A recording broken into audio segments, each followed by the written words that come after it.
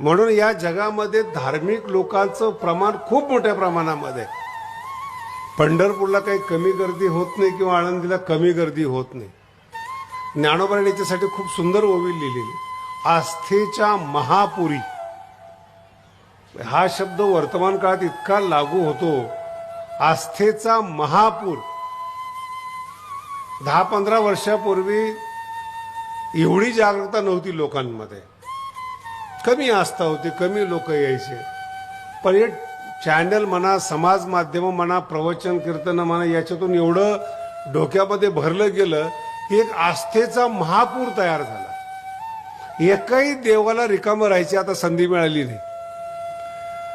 महादेवाचे तर एवढे हाल केलेत बायांनी,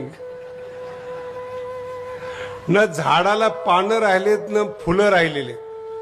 रोज त्याच्या मागे बिचारा, तो स्मशानात गेलाय तरी त्याच्या मागे, हिमालयात गेला तरी मागे. का?